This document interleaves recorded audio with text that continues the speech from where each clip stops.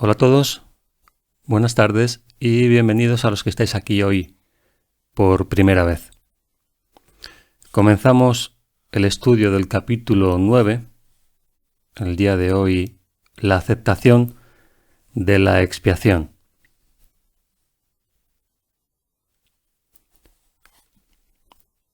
A la finalización de este subcapítulo se pueden plantear todas las preguntas. Comenzamos. Tener miedo de la voluntad de Dios es una de las creencias más extrañas que la mente humana jamás haya podido concebir. Esto no habría podido ocurrir a no ser que la mente hubiese estado ya tan profundamente dividida que le hubiese sido posible tener miedo de lo que ella misma es. Decíamos aquí que el miedo a la realidad o a la voluntad de Dios no ocurre inmediatamente que comienza a darse la percepción, sino que ocurre en determinado nivel de densidad de la percepción. Es decir, la mente inicialmente está en lo que el curso define como el conocimiento o realidad, y a partir de esa idea que se adentra en la mente de los hijos de Dios, se comienza a darse una distorsión. Esa distorsión el curso la define como percepción. Y en determinados niveles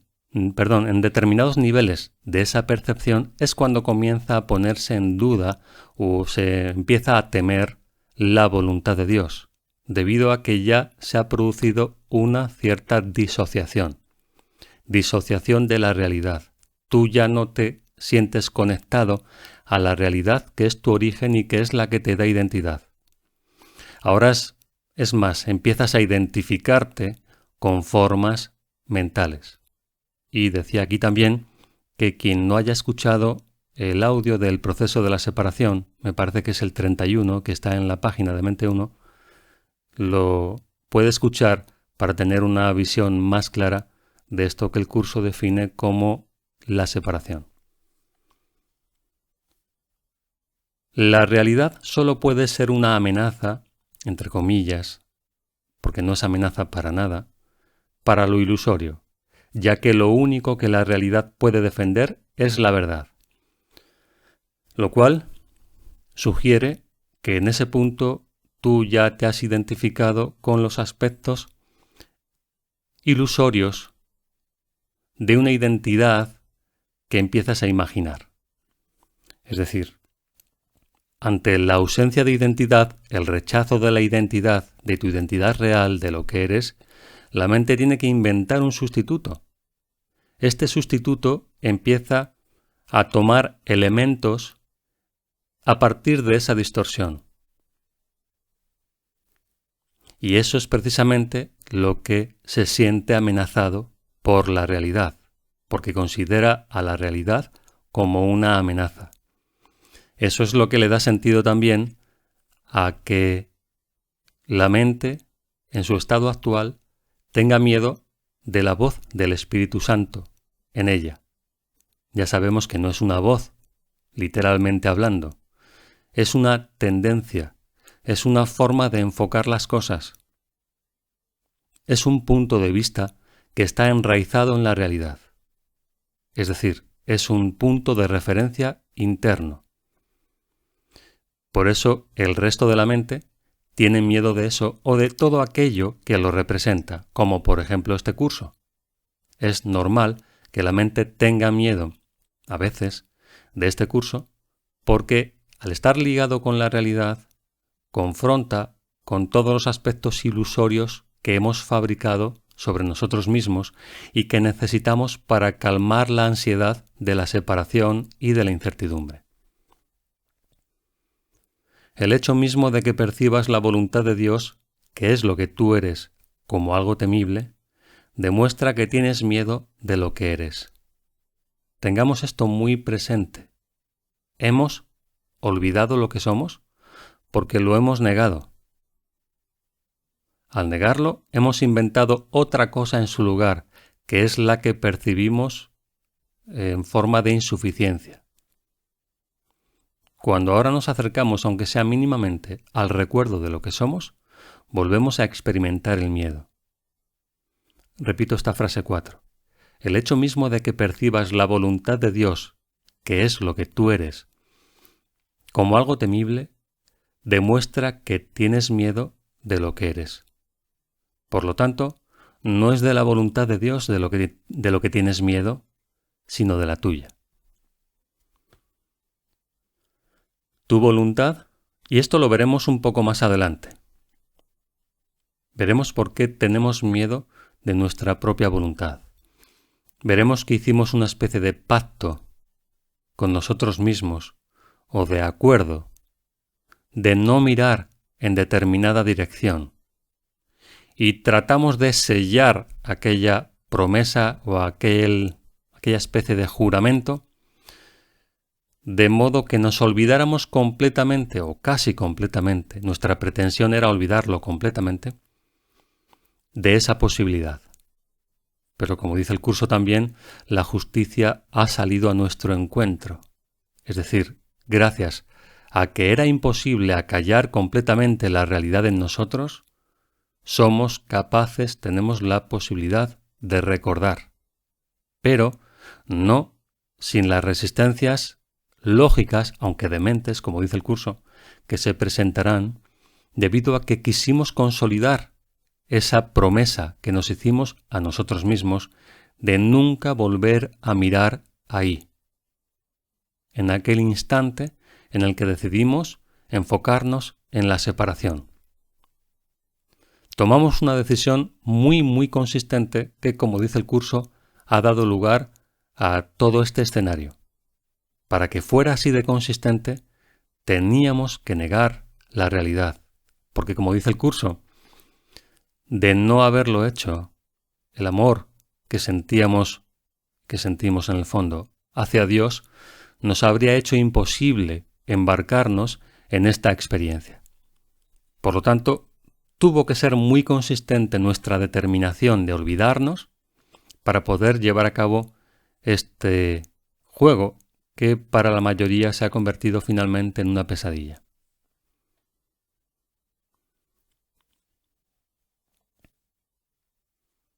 Por eso dice el curso, por lo tanto, no es de la voluntad de Dios de lo que tienes miedo, sino de la tuya, por todo lo que crees que ello implica. Tu voluntad no es la voluntad del ego, que es con lo que nos identificamos actualmente. Y por eso es por lo que el ego está contra ti. Y aquí se produce un conflicto inevitable, que además se puede comprender fácilmente. Nosotros somos lo que somos, no lo que hemos inventado. Sin embargo, lo que hemos inventado lo hemos estado consolidando durante miles y miles de años de experiencia y de repetición. Esa consistencia que hemos alimentado con el poder de nuestra mente nos ha servido para reafirmar todas las ideas falsas en este viaje. Así que ahora tenemos aquí aparentemente dos fuerzas que se encuentran en oposición. Por un lado, lo que somos, y por otro lado, todo el poder de la mente de quienes somos enfocada en lo que no es real. Y eso que no es real es lo que el curso define como el ego. Así que ahora el ego, una parte de nuestra mente a la que le hemos adjudicado la tarea de preservar toda la ilusión, toda la falsedad sobre nosotros, defenderla frente a todo, ahora se encuentra en lucha contra lo inevitable. Y lo inevitable es lo que somos.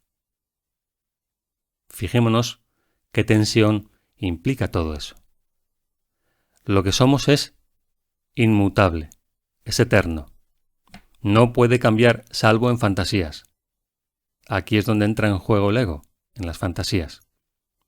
Y si alimentamos estas fantasías, como dice el curso, el hecho de que sean fantasías no les quita poder porque obtienen el poder de tu mente, que sí es real. Las fantasías no lo son, pero el poder de tu mente sí. Y cuando dedicas el poder de tu mente a las fantasías, obtienes una ilusión tan consistente, aparentemente, como la que estamos viviendo, la cual ni siquiera ponemos en duda inicialmente. Repito entonces, tu voluntad no es la voluntad del ego, y por eso es por lo que el ego está contra ti, porque tú, lo que realmente eres, confronta lo que por otro lado le has pedido al ego que guarde, conserve y defienda. Así que ahora tú, el hacedor del ego, el soñador del ego, se ha convertido también en el enemigo del ego. Con lo cual, mientras tú haces lo que está en consonancia con aquello que le has pedido al ego que crea para ti, el ego está relativamente tranquilo. El problema surge cuando empiezas a cambiar el propósito, cuando el propósito ya no es la separación, cuando el propósito ahora es el recuerdo de tu identidad. A partir de ese momento, todo tu aprendizaje se vuelve contra ti. Porque tú te conviertes en el enemigo. Es como haber adiestrado a un perro para que te defienda de determinadas características de persona y ahora tú reúnes esas características a las que le has pedido al ego que te defienda. Esto es justamente lo que está pasando cuando alguien comienza el proceso de inversión del pensamiento. Lo que parece ser el temor a Dios es en realidad el miedo a tu propia realidad. En un estado de pánico no se puede aprender nada de manera consistente. Si el propósito de este curso es ayudarte a recordar lo que eres, y tú crees que lo que eres es algo temible, de ello se deduce forzosamente que no aprenderás este curso. ¿Veis? Sin embargo, la razón de que el curso exista es precisamente porque no sabes lo que eres. Que es justo lo que acabamos de explicar. Si no sabes lo que es tu realidad, ¿por qué estás tan seguro de que es temible? Vayamos siguiendo este razonamiento. Si no sabes lo que es tu realidad, ¿por qué estás tan seguro de que es temible? La asociación que se hace entre la verdad y el miedo, que a lo sumo sería altamente artificial, ya que la verdad jamás podría producir miedo, es especialmente inadecuada en las mentes de aquellos que no saben lo que es la verdad. Lo único que esto quiere decir es que estás asociando arbitrariamente algo que se encuentra más allá de tu conciencia con algo que no deseas. Esta asociación, acabamos de ver, es completamente arbitraria. Por eso también dice que no tiene ningún sentido el miedo a lo desconocido. ¿Cómo puedes tener miedo de algo que desconoces? A no ser que estés proyectando el temor de algo que ya hayas experimentado sobre algo que todavía no comprendes o no conoces. Pero es imposible tener miedo de lo desconocido.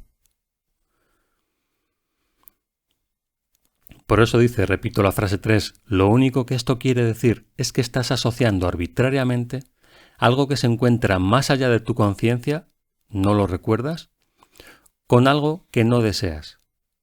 Es evidente, pues, que estás juzgando algo de lo cual no tienes el menor conocimiento. ¿Y por qué no tenemos ese conocimiento? Porque decidimos negarlo. Decidimos rechazarlo para poder vivir una experiencia ilusoria, mágica, fantasiosa. De la mente, como es la percepción.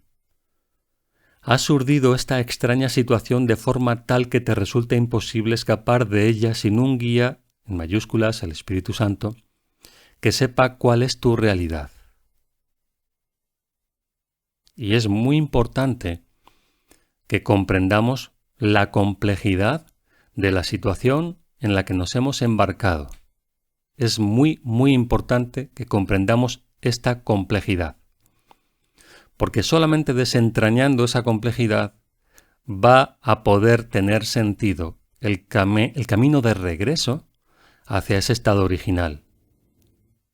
No debemos subestimar el poder de nuestra mente. Y cuando lo hemos enfocado incorrectamente, de forma distorsionada, hemos fabricado un laberinto del que sería prácticamente imposible salir de no ser por la respuesta, como dice el curso, que Dios puso en nuestra mente para poder encontrar el camino de salida. Ahora, podría haber sido de otra forma, porque alguien puede pensar, sobre todo en los primeros pasos del curso, pareciera como que todo está un poco con pinzas, ¿no? Como si fuera una situación bastante arbitraria. ¿Y si Dios no hubiera hecho eso, estaremos perdidos eternamente? Bueno, es imposible que eso hubiera podido ocurrir. Y es imposible sencillamente porque no es su voluntad. Y si no es su voluntad, tampoco es nuestra voluntad real. Y nuestra voluntad real prevalece por encima de todo. Por lo tanto, podríamos decir que es como saltar con red, pero sin saber que hay red, hasta que es necesaria. ¿Cuándo es necesaria? Cuando todo nuestro mundo cae. Cuando nos damos cuenta de que ya no podemos seguir adelante en esa dirección que hemos emprendido. Ahí es cuando el Espíritu Santo se vuelve realmente útil, porque a partir de ese punto empezamos a hacer preguntas que son verdaderamente significativas. Tienen sentido a partir de ahí. Mientras es un sueño cómodo, no te vas a plantear que necesitas ayuda para despertar. Es solamente cuando el sueño comienza a tornarse turbio, cuando tiene sentido para ti pedir ayuda, y al pedirla inevitablemente llega, y como la necesitas, la aceptas y la puedes entender, aunque inicialmente no sin ciertas reservas.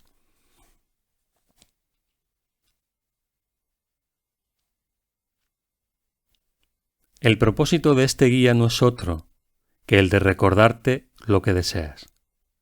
Él no está tratando de imponerte una voluntad ajena. Sin embargo, así es como se interpreta inicialmente. Está simplemente haciendo todo lo posible, dentro de los límites que tú le impones, por restablecer tu propia voluntad en tu conciencia. Esto es importante que se entienda correctamente. Haciendo todo lo posible dentro de los límites que tú le impones. ¿Cuáles son esos límites? Esos límites son todos aquellos pensamientos distorsionados, tenebrosos, como define el curso, que quieres conservar. Esos son los límites que le impones. Tu disposición a escuchar, o como dice el curso también, la voz del Espíritu es tan fuerte, tan potente, como tu determinación para escucharla. Así que todos aquellos que creen equivocadamente que el Espíritu Santo puede hacer todo porque procede de Dios, independientemente de tu propia voluntad, es conveniente reconocer que se trata de un error. El curso dice también que el amor no conquista todas las cosas, pero sí las pone en su debido lugar. El amor es orden, es coherencia. No conquista todas las cosas porque no puede llegar a aquellos aspectos en donde no se le da la bienvenida. Pero aquello que se le permite ordenar, lo ordena, lo cual va allanando el camino para el resto de la mente.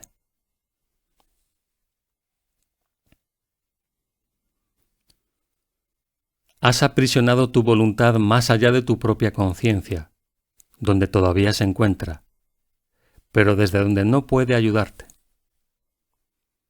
Cuando dije que la función del Espíritu Santo es separar lo falso de lo verdadero en tu mente, quise decir que Él tiene el poder de ver lo que has ocultado y reconocer en ello la voluntad de Dios.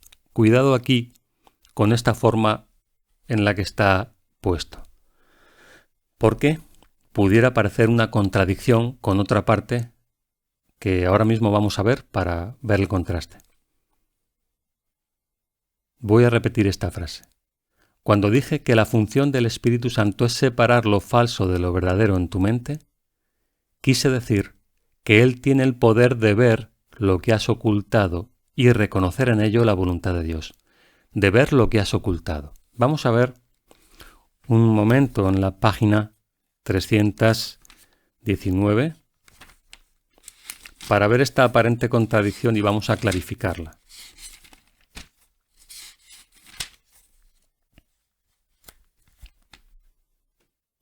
Repito la frase, tiene el poder de ver lo que has ocultado.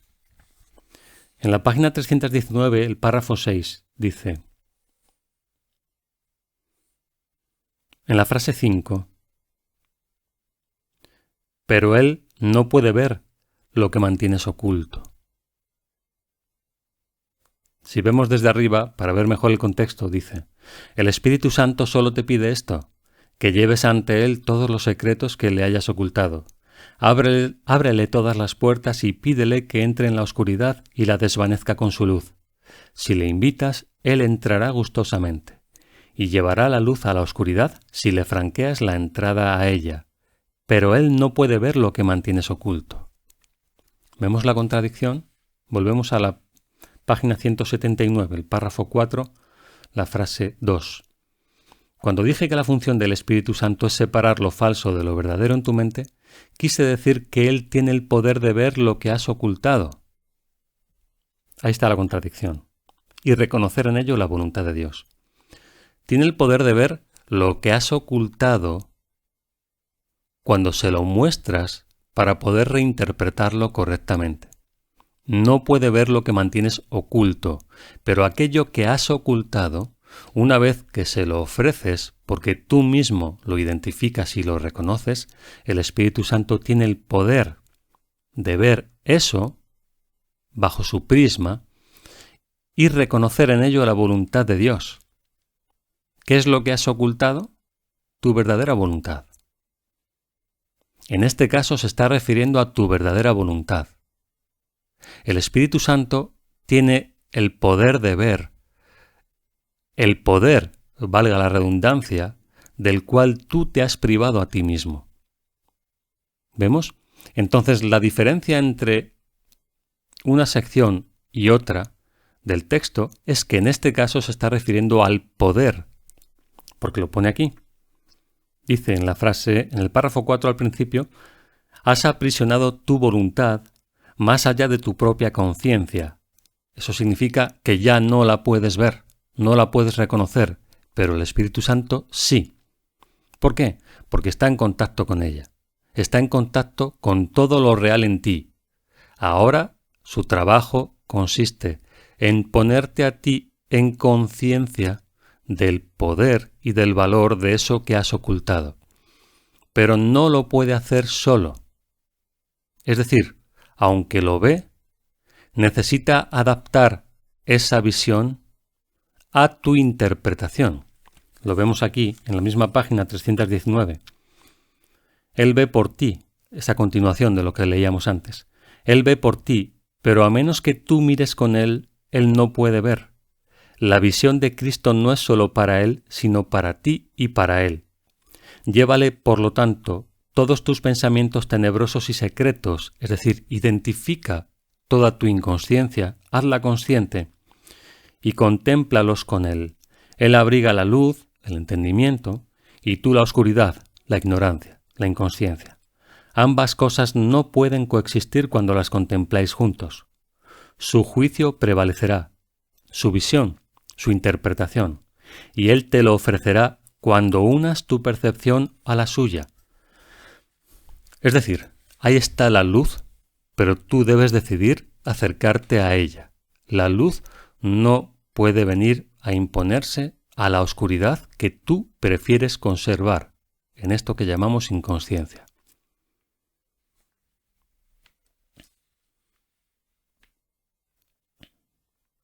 Entonces, vamos a la frase 3.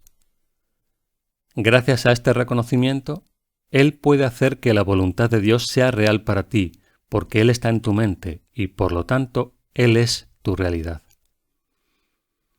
Si la percepción que Él tiene de tu mente trae la realidad de ésta hacia ti, la está induciendo de alguna manera, si el Espíritu Santo está en ti, la percepción que el Espíritu Santo, recordemos, para quienes no estáis muy familiarizados con esto o es la primera vez que lo veis, el Espíritu Santo, la parte de la mente que es invulnerable y que no puede cambiar. Es como una bóveda de seguridad en nuestra mente, nada la puede afectar. ¿Por qué? Porque así hemos sido creados. Podemos reducir, restringir, dice el curso, nuestro poder hasta casi nada, hasta prácticamente nada, pero no podemos prescindir de él. Olvidarlo no significa perderlo. Por lo tanto, ese es el reducto, aquí se percibe como un reducto, donde queda resguardado lo que el curso define como el Espíritu Santo, que es esa parte de la mente. Entonces, repito, la frase 4. Si la percepción que Él tiene de tu mente, el reconocimiento significa de lo que tu mente es, trae la realidad de ésta hasta ti, la conserva ahí para ti, para cuando decidas mirar, te está ayudando a recordar lo que eres. Lo único que puede ocasionar temor en este proceso es lo que tú crees que perderías, que son todas tus fantasías, todas tus identificaciones, todos tus ídolos. Son fantasías, son compensaciones.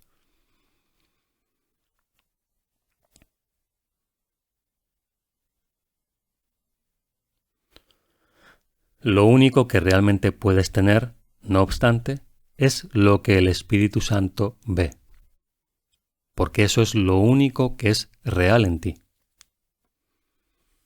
He subrayado en muchas ocasiones que el Espíritu Santo nunca te pedirá que sacrifiques nada.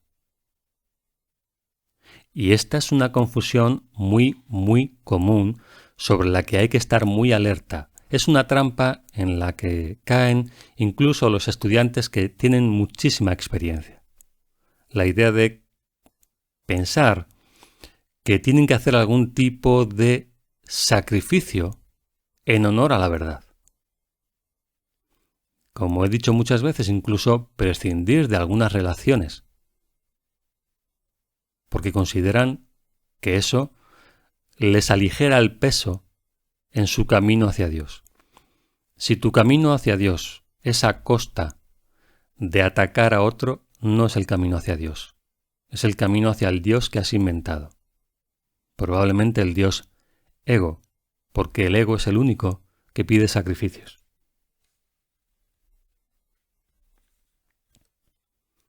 He subrayado en muchas ocasiones que el Espíritu Santo nunca te pedirá que sacrifiques nada, pero si te pides a ti mismo el sacrificio de la realidad, el Espíritu Santo tiene que recordarte que esa no es la voluntad de Dios, pues porque no es la tuya. No hay diferencia alguna entre tu voluntad y la de Dios. Si tu mente no estuviese dividida, reconocerías que ejercer tu voluntad es la salvación, porque la salvación es comunicación. ¿Qué es comunicación? Comunicación no es hablar, o no necesariamente hablar. Comunicación es la conexión entre mentes que están en una sintonía real. Y esta comunicación puede ser con o sin palabras. Es la interacción entre dos mentes, desde un enfoque real, desde un lugar alineado correctamente con el espíritu.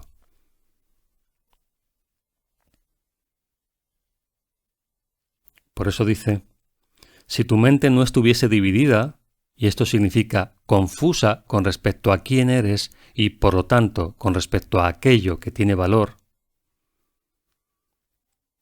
Si tu mente no estuviese dividida, reconocerías que ejercer tu voluntad es la salvación, porque la salvación es comunicación. Ejercer tu voluntad es la salvación. ¿Por qué? Porque se convierte en un catalizador para depurar todo aquello que no sea real. Hacer tu voluntad es un catalizador, pero tu verdadera voluntad, tu santa voluntad, no significa seguir los caprichos o las directrices del ego. Seguir tu voluntad, ejercer tu voluntad, es la salvación, esa voluntad que ha sido salvaguardada por el Espíritu Santo en tu mente. Es la salvación porque la salvación es comunicación. Y como dice el curso, la separación fue simplemente un error de comunicación. No es algo que haya ocurrido realmente. Es una mala interpretación. Y una mala interpretación se considera un error de comunicación. ¿De comunicación con qué o con quién? De comunicación de los hijos con el Padre y de los hijos entre sí. Es imposible comunicarse utilizando lenguas diferentes. Tú y tu Creador podéis comunicaros por medio de la creación, porque esa y sólo esa es vuestra voluntad conjunta. Esta es una abstracción que puede quizá resultar hasta cierto punto confusa. Tú y tu Creador podéis comunicaros por medio de la creación, porque esa y sólo esa es vuestra voluntad conjunta. ¿Cómo es eso de comunicarse mediante la creación si apenas sabemos comunicarnos aquí en el mismísimo infierno? Bueno, aquí solamente cabe tratar de representar o simbolizar esto como cada uno entienda esa expresión, la creación, la expresión, o mejor dicho, la comunicación mediante la creación. ¿Qué es la creación? La creación es algo inevitable, es la consecuencia de un estado mental totalmente unificado y corregido. Un ejemplo que he comentado aquí alguna vez, que pone el curso con respecto a esto, la creación, la realidad, es que imagines un momento en el que hayas sido muy feliz en tu vida. Multiplica ese momento por 100 y luego por 100 veces más, de forma exponencial, y tendrás un leve atisbo del conocimiento. Cuando habla de la comunicación entre padre e hijo, se refiere a eso. Y esa es la creación, el acto exaltado de manifestación del amor. Pero aquí únicamente lo podemos interpretar en este nivel de percepción. Lo explico simplemente para que tengamos una idea mínimamente representada de a qué se está refiriendo. Es decir, la creación es la manifestación conjunta del amor del Padre y el Hijo. Una mente dividida no se puede comunicar porque habla en nombre de cosas diferentes a la misma mente.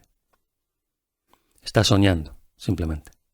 Al hacer esto, pierde la capacidad de comunicarse, porque una comunicación confusa sencillamente no tiene ningún sentido. Quienes ya tenéis cierta experiencia en el curso, podéis observar esto de manera muy sencilla y muy cotidiana. Basta simplemente con escuchar una conversación. Una conversación cotidiana de personas que están profundamente sumergidas en su sueño y en su ilusión. ¿Qué significado? O nosotros mismos muchas veces, pero ahí se ve más claramente el contraste.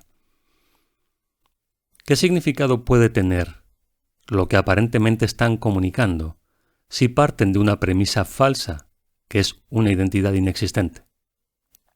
Yo estuve, yo dije, yo creo, a mí me pasó, me hicieron, hice. Vemos, si partimos de una premisa completamente falsa, es decir, una identidad inexistente, todo lo que esa identidad parezca hacer o parezca que le hacen es totalmente irreal. Estamos hablando de ensoñaciones, simplemente de eso.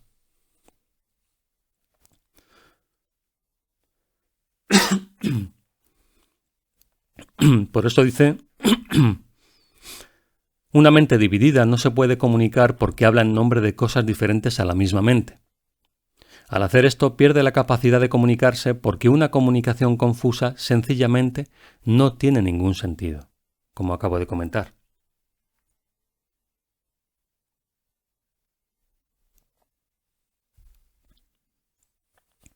Es imposible comunicar un mensaje a menos que tenga sentido. ¿Cuán sensatos pueden ser tus mensajes cuando pides lo que no deseas, es decir, lo que te hace daño? Sin embargo, mientras sigas teniendo miedo de tu voluntad, eso es precisamente lo que estarás pidiendo. Tanto lo que te hace daño, estamos hablando de una voluntad dividida. Puedes pedir lo que te hace daño o puedes pedir lo que te haría bien temiéndolo aún. Eso genera un conflicto.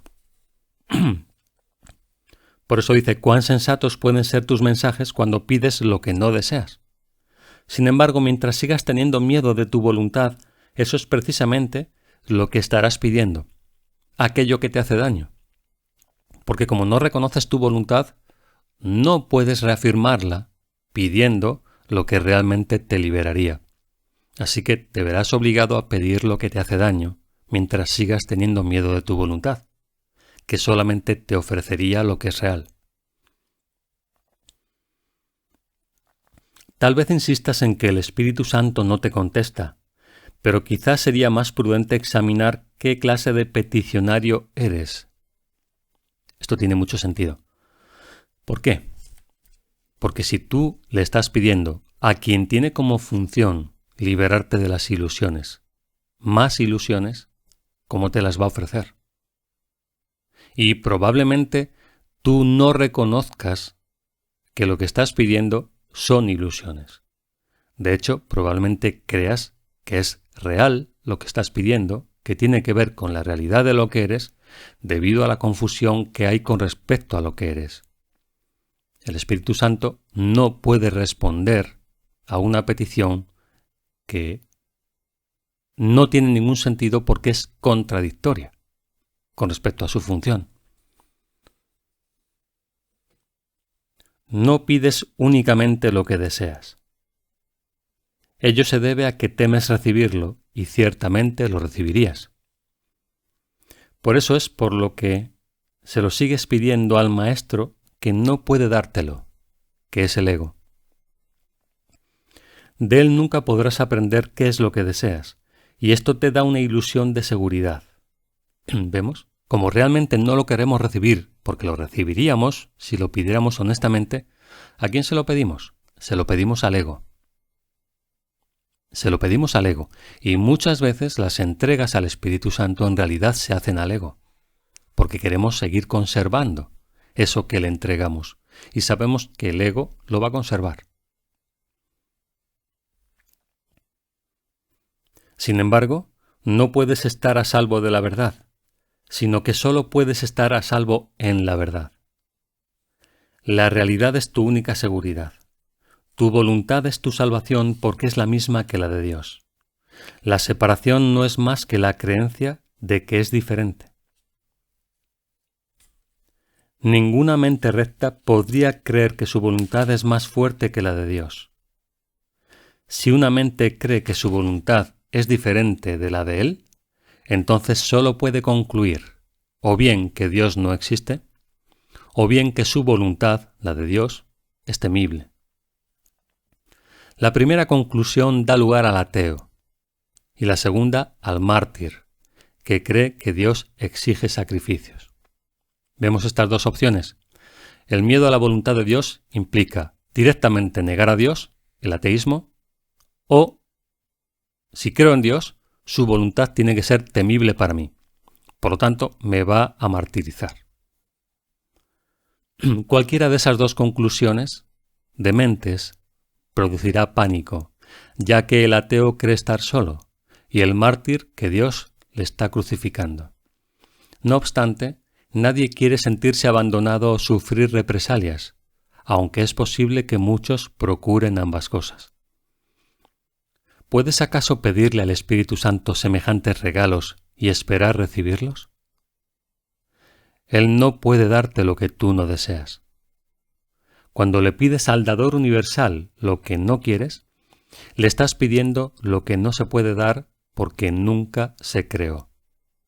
Y nunca se creó porque nunca fue lo que tu voluntad dispuso para ti. En última instancia, todo el mundo tiene que recordar la voluntad de Dios porque en última instancia, todo el mundo tiene que reconocerse a sí mismo, puesto que somos la voluntad de Dios. Este reconocimiento es el reconocimiento de que su voluntad y la de Dios son una. En presencia de la verdad no hay descreídos ni sacrificios. En la seguridad de la realidad, el miedo no tiene absolutamente ningún sentido. Negar lo que simplemente es tan solo puede dar la impresión de que es temible. El miedo no puede ser real sin una causa, y Dios es la única causa. Esa frase podéis grabarla en piedra. El miedo no puede ser real sin una causa, y Dios es la única causa. Dios es amor, y Él es ciertamente lo que tú deseas. Esa es tu voluntad. Pide esto y se te concederá, porque estarás pidiendo únicamente lo que ya te pertenece. Cuando le pides al Espíritu Santo lo que te podría hacer daño, Él no puede contestarte porque no hay nada que te pueda hacer daño, y por lo tanto no estás pidiendo nada. Fijémonos bien en esto. Voy a repetirlo.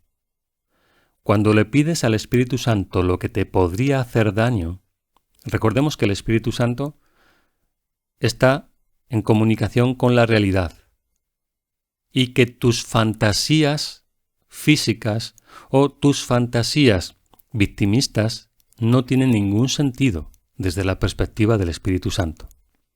Entonces, cuando tú pides algo mediante lo cual te castigarías a ti mismo, el Espíritu Santo no puede entender esa petición. No lo puede entender puesto que no tiene ningún sentido. Un hijo de Dios pidiendo hacerse daño a sí mismo no tiene ningún sentido.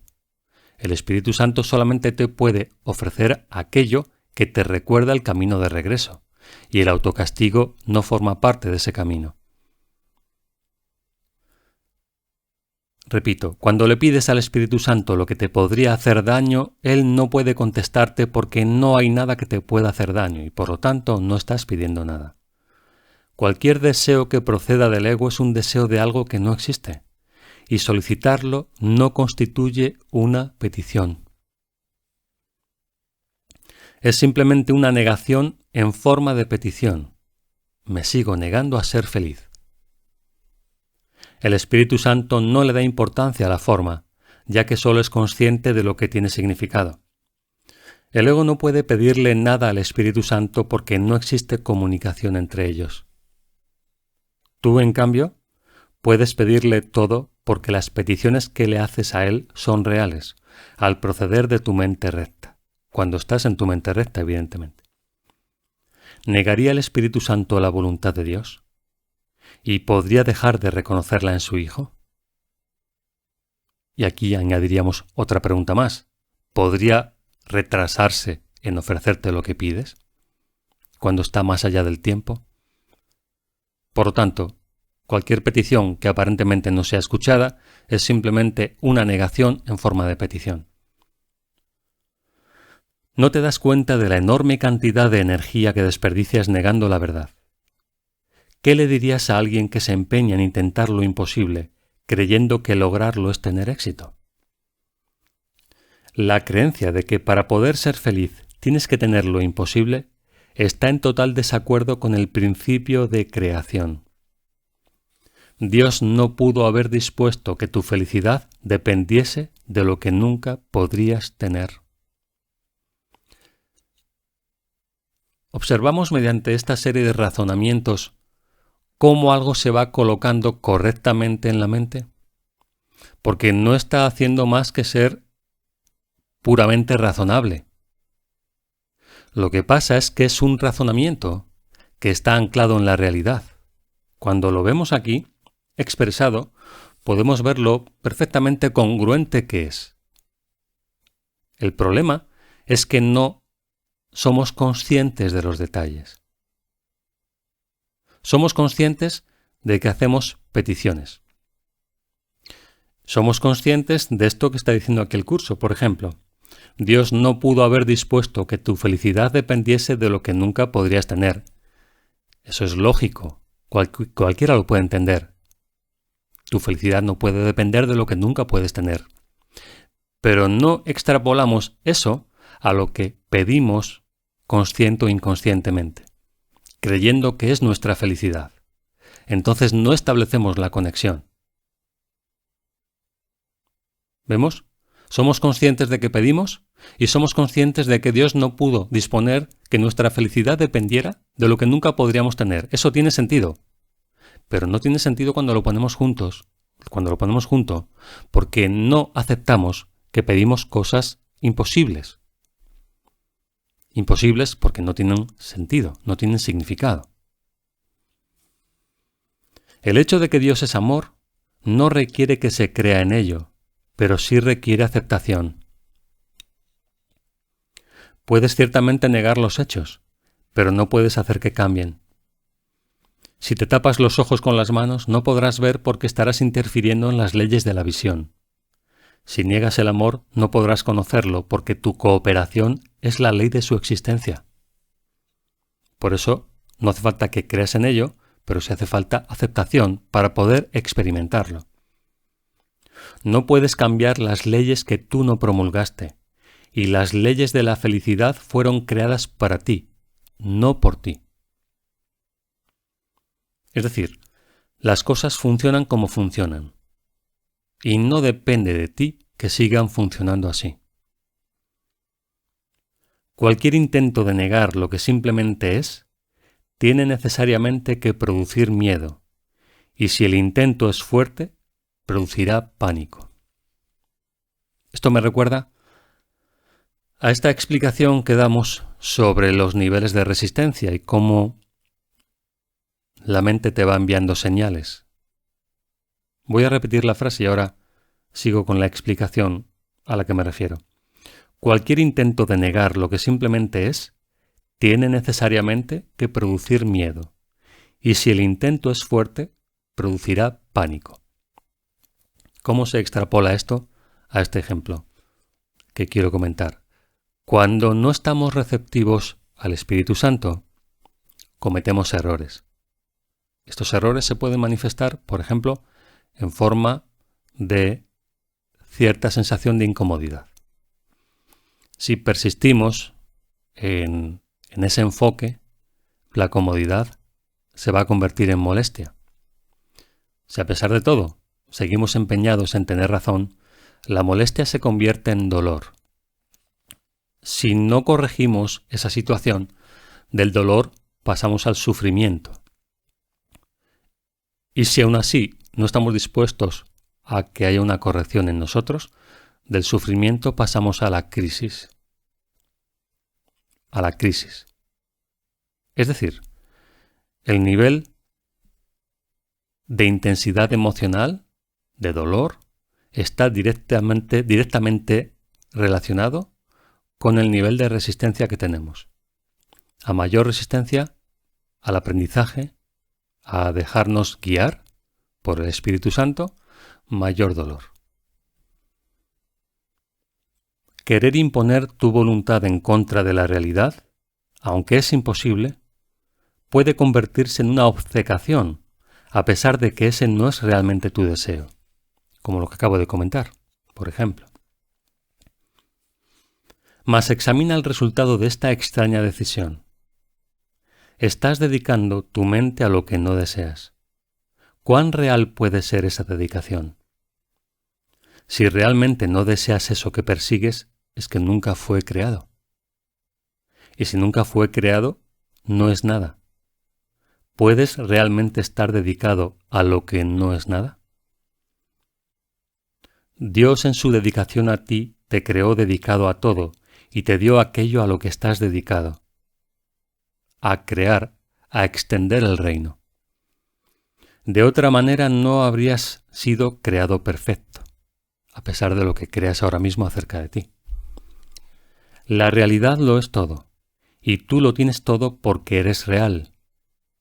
No puedes crear lo irreal porque la ausencia de realidad es temible y el miedo no es algo que pueda ser creado. Mientras sigas creyendo que es posible tener miedo, no podrás crear. Dos órdenes de realidad que se oponen entre sí privan a la realidad de todo significado, y la realidad es significado. Recuerda, pues, que la voluntad de Dios es posible ya, y que nada más lo será nunca. En esto reside la simple aceptación de la realidad porque sólo eso es real. No puedes distorsionar la realidad y al mismo tiempo saber lo que eres. Y si la distorsionas, experimentarás ansiedad, depresión y finalmente pánico, pues estarás tratando de convertirte a ti mismo en algo irreal. Cuando sientas esas cosas, no trates de buscar la verdad fuera de ti mismo, pues la verdad solo puede encontrarse dentro de ti. Di, por lo tanto, Cristo está en mí, y donde Él está, Dios tiene que estar, pues Cristo es parte de Él. Cristo como tu verdadera identidad. Bien, vamos a ir con las preguntas que puedan haber surgido. Adrián, adelante. Hola a todos. Hola. Oye, Andrés, más allá de una pregunta técnica sobre el subcapítulo, porque me parece haberlo comprendido y esa es la línea por la que quiero ahorita explorar contigo, porque me está sucediendo en este capítulo, quizá empezaba a ver atisbos en el capítulo 8, pero ahora que comienza el capítulo 9, hay una parte de mí que es como otra vez como que se está repitiendo la información, otra vez como que esto ya lo habíamos visto, empieza a haber detecto una especie de resistencia a la información.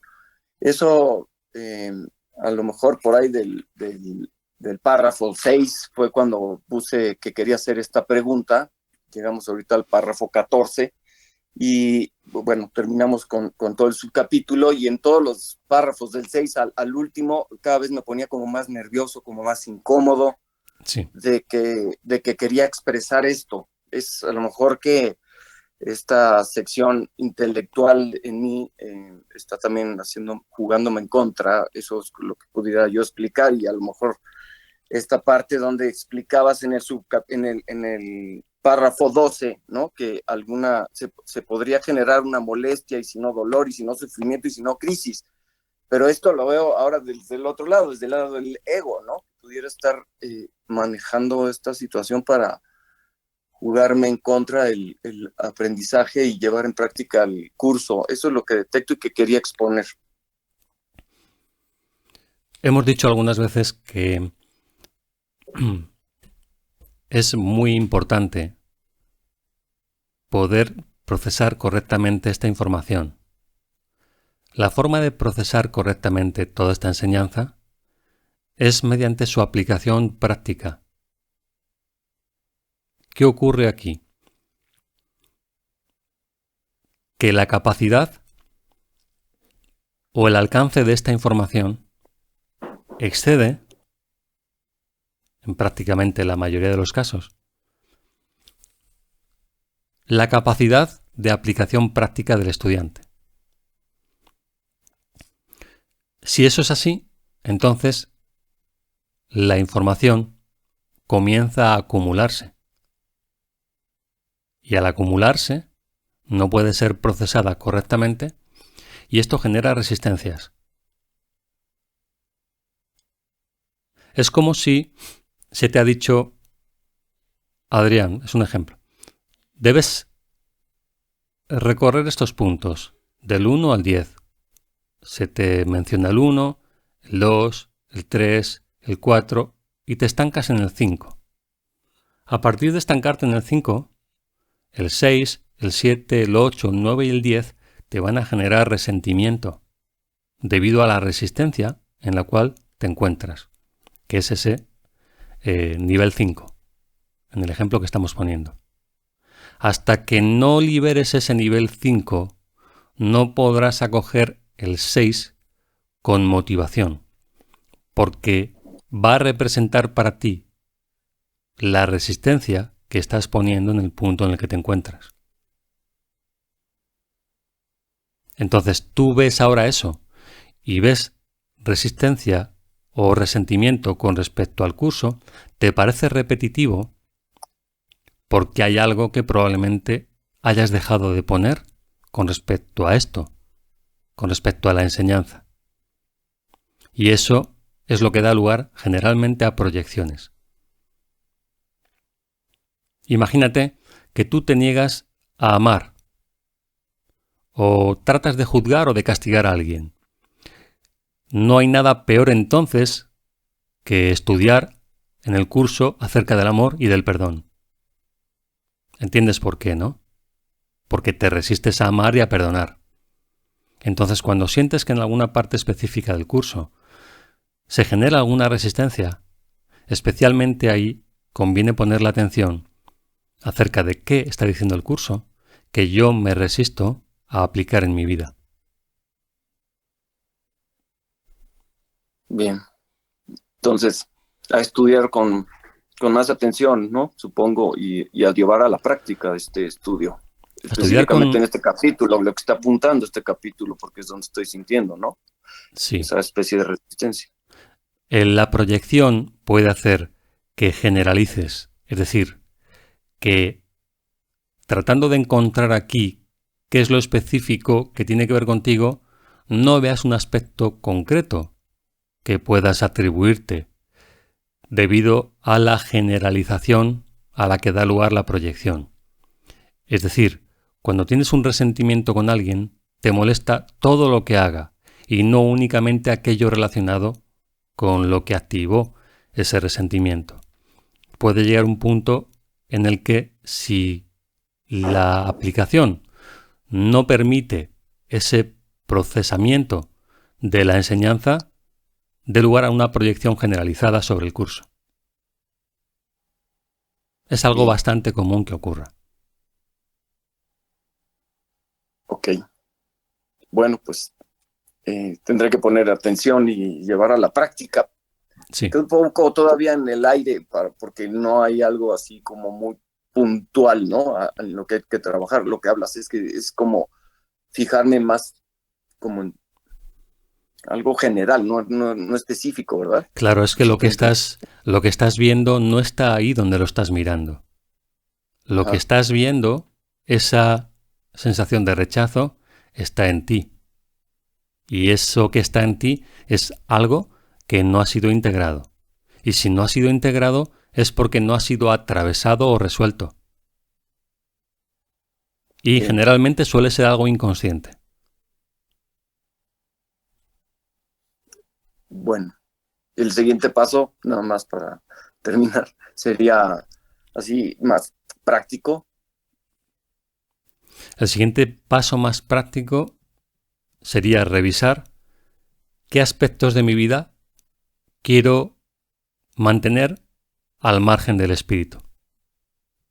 Quiero conservar en la oscuridad. Porque cuanto más quieras conservar en la oscuridad, más difícil se te va a hacer este camino de aprendizaje. Muy bien. Muchísimas gracias. A ti, Adrián. Belén, ¿a qué te refieres cuando dices que a veces entregamos al ego sin saberlo? ¿Cómo son esas entregas?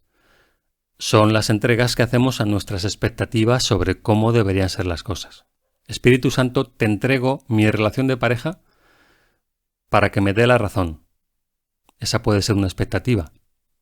Si la otra persona no me da la razón, es que el Espíritu no me ha hecho caso. Ni era una entrega ni era el Espíritu. Era simplemente una expectativa egoica. A eso me refiero. Vale, gracias. A ti, Belén. Lorena, preguntas aquí por privado. Adelante. Recuerda poner a todos para que el resto de los compañeros la vean. Sí, sí. Mi pregunta es, bueno, un poco como la de Belén, que el ejemplo que has puesto para mí es muy obvio que rechina y que es hacia el ego, pero se puede hacer un poco más sutil.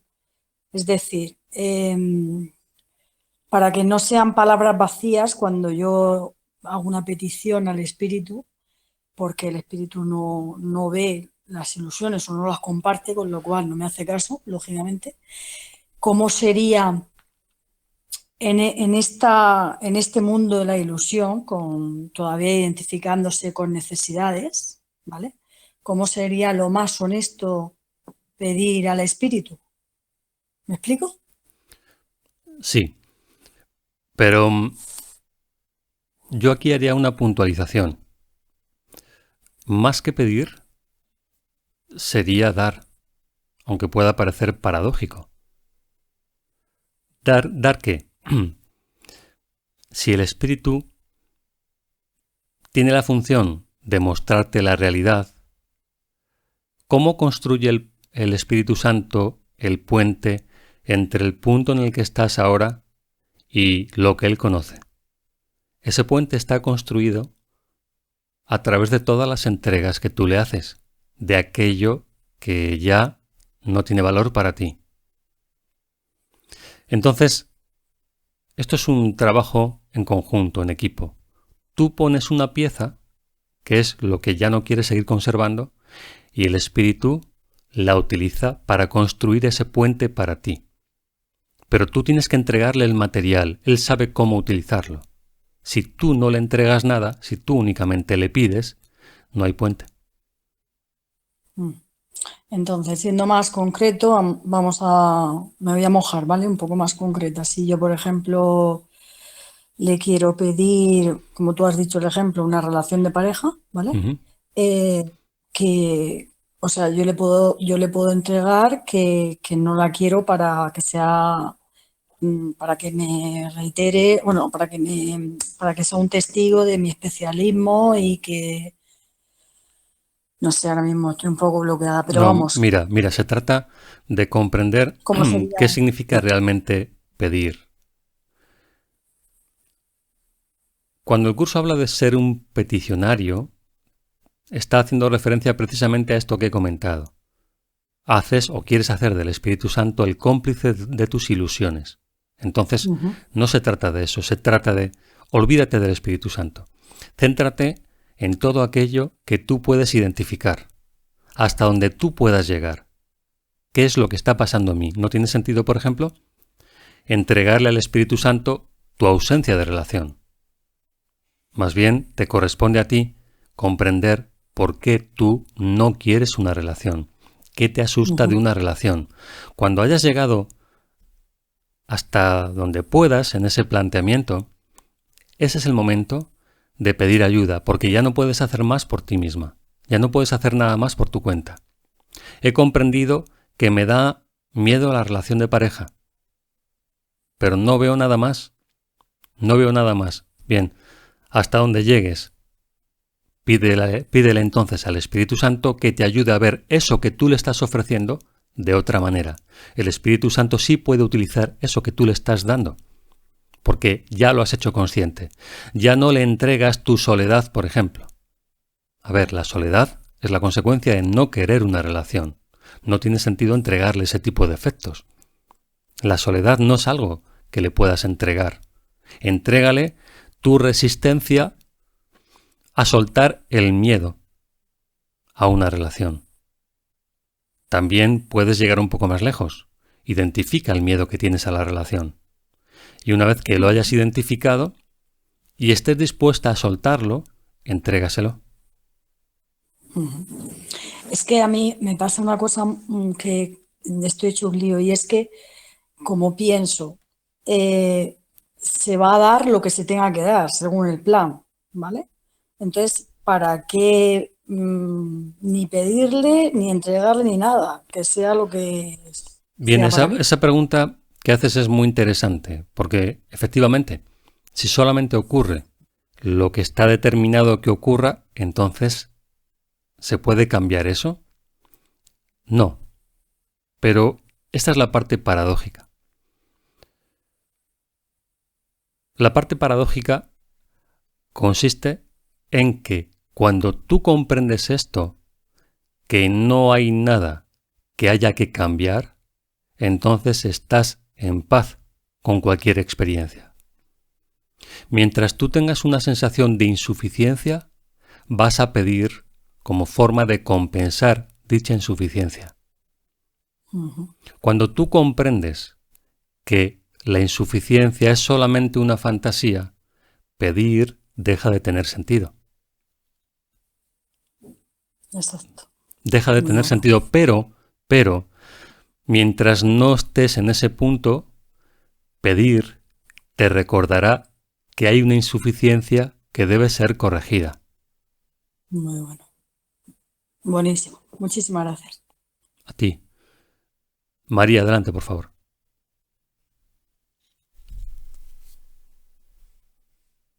Tenía dos cositas. Una aclaración. Cuando dice dador universal se refiere al Espíritu Santo, ¿verdad? Sí, Vale.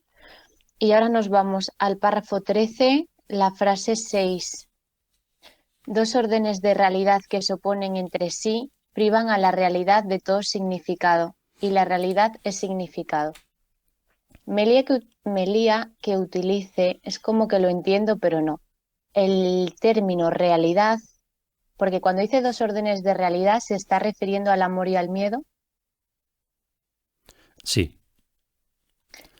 y luego pero vuelve a utilizar para privar a la realidad, o sea, como que utilice el mismo término. Me claro, hace...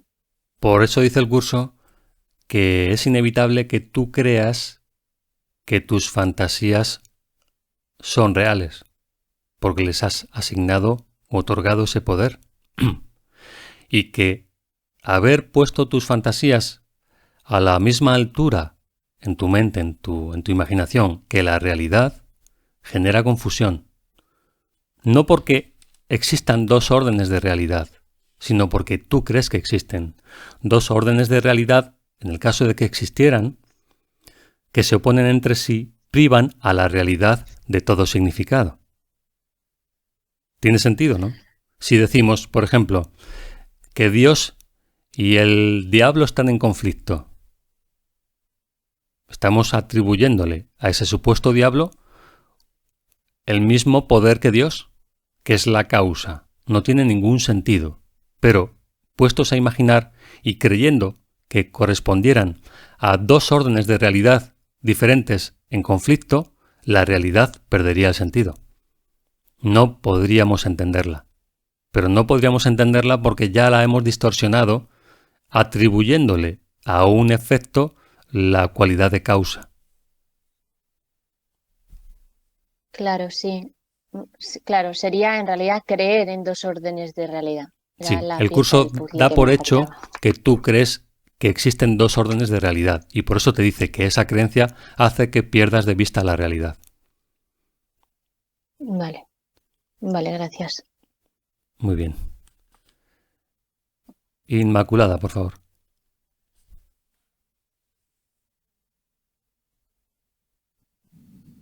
Hola, ¿se me escucha? Sí, ¿Se escucha? Vale. Yo tenía dudas sobre el párrafo 11. sí, ¿sobre qué frase? Pues estaba ahí dudando entre lo que es la creación. Tengo dudas sobre la creación todavía, sobre qué es la creación exactamente.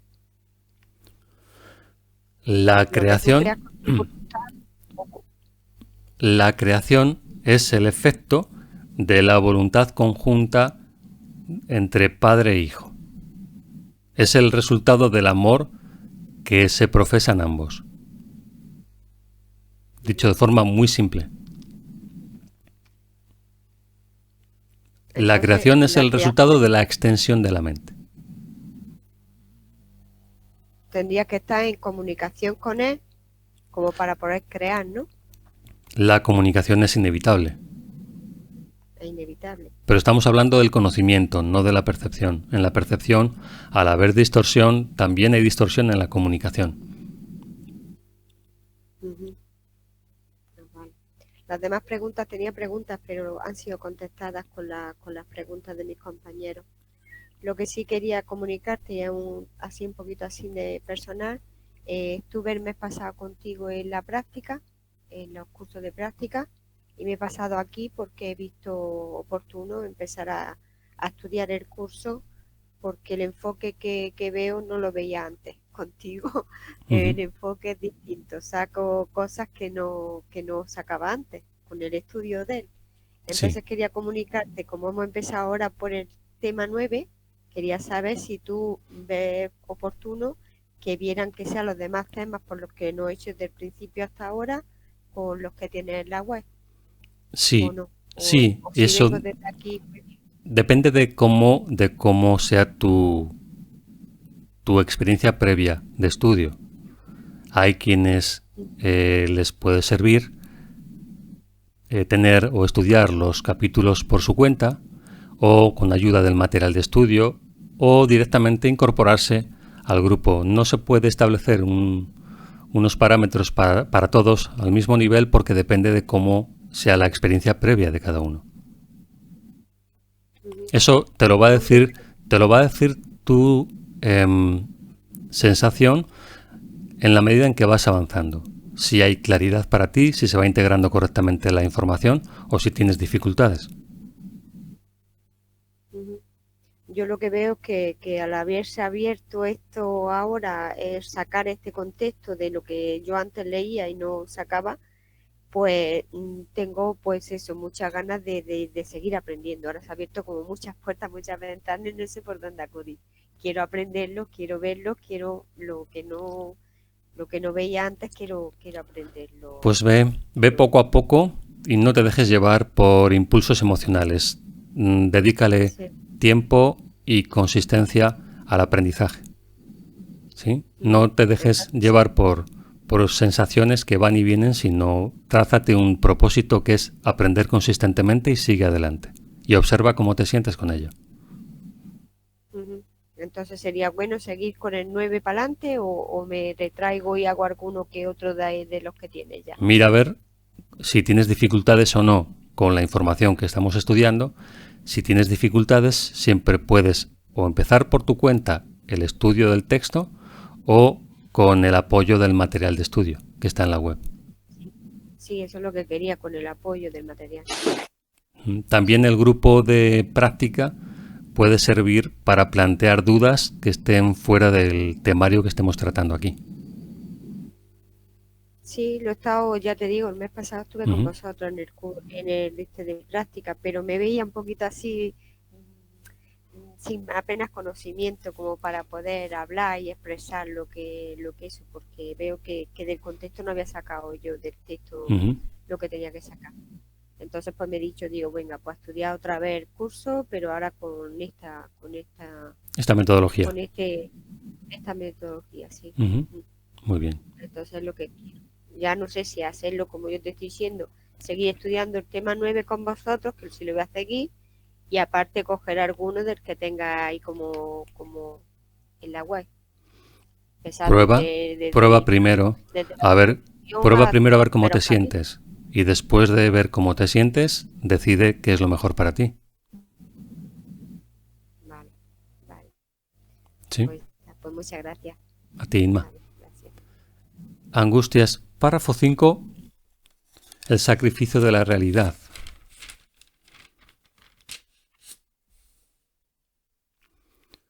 ¿Cómo te recuerda el Espíritu Santo o cómo te recuerda el Espíritu Santo que esa no es la voluntad de Dios? ¿Tiene que ver con el dolor y el sufrimiento del que has hablado en el párrafo 12?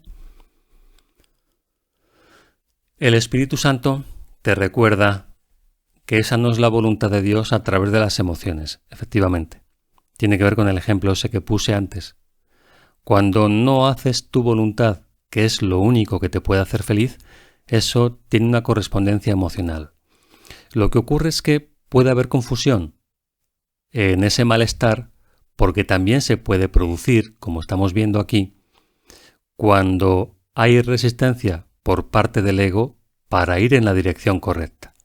Así que hace falta cierta experiencia para aprender a distinguir cuando el dolor proviene de ir en la dirección correcta y que esa es la razón por la cual se activan las resistencias del ego, o cuando es el efecto de ir en la dirección equivocada. Tiene unos matices diferentes. Y eso se podría comprender, o se va comprendiendo mejor en la medida, primero, que se tiene una referencia más clara de la voz del Espíritu en nosotros, como por ejemplo a raíz de la práctica de los ejercicios, donde se va consolidando esa referencia emocional que proviene del Espíritu, y cuando mediante esa referencia del Espíritu se va contrastando cuando se trata de una resistencia o directamente de una dirección equivocada. Que no es lo mismo, la resistencia puede surgir en la dirección correcta, por eso surge la resistencia. Esos matices son los que vas aprendiendo según vas avanzando en el aprendizaje. En su aplicación práctica, esto no tiene nada que ver con aspectos racionales o teóricos, sino con la pura aplicación práctica, que es lo que te va a dar el contraste que te permita diferenciar cuándo es un caso o cuándo es el otro. Entonces, no se experimenta de la misma forma. ¿Cómo podríamos poner un ejemplo aquí para ver la diferencia? Cuando tú estás haciendo lo correcto, por ejemplo, la práctica de los ejercicios, vas a tener muchas oportunidades de ver cómo aflora la resistencia, el dolor y la incomodidad. Toca en 5 minutos el ejercicio y se te ocurre comer en ese momento o distraerte o inventar que hay algo mucho más importante, eso te deja una sensación de malestar. ¿Lo ves? Vas en la dirección correcta, toca practicar el ejercicio, pero no quieres hacerlo. No quieres hacerlo. Estando en la dirección correcta, hay sensación de malestar. ¿Ves eso? Ahí tienes una referencia de la resistencia a la que hacíamos referencia antes. En la medida en que insistes en esa resistencia, el malestar va incrementándose en intensidad. Y otra cosa es ya hacer algo abiertamente dañino para ti o para otros. Eso genera otra sensación. Pero, si eres honesta contigo misma, comprendes que el malestar inicial, el de no hacer la lección, es algo que se está oponiendo a un bien mayor, que está justo detrás de ese malestar. En el caso de hacer algo abiertamente dañino para ti o para otros, no hay un propósito más allá que la reafirmación personal. Es decir, no es simplemente un obstáculo hacia un propósito significativo, como puede ser el primer caso. Es algo que es en sí mismo un fin, en el segundo caso. Entonces ves que no estás yendo en ninguna dirección.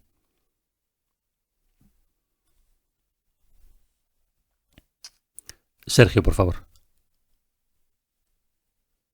Muchas gracias, Andrés. Bastante complejo. Intentaré verlo.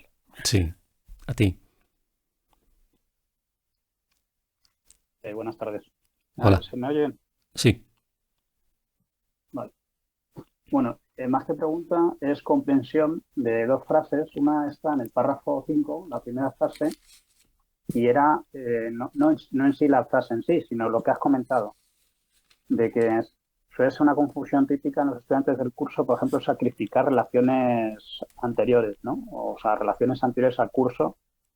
Entonces, claro, yo ahí me he preguntado, bueno, si no existe afinidad, pues, o sea, es decir, si tu afinidad está más asociada hacia lo que es la parte de la enseñanza del curso, con lo cual más relacionada con la comunicación a otro nivel, ¿qué hay que hacer con esas relaciones entonces? Porque claro, yo en mi caso, muchas relaciones anteriores, cierto es que las he ido abandonando, quizás por eso, por una afinidad, ¿no?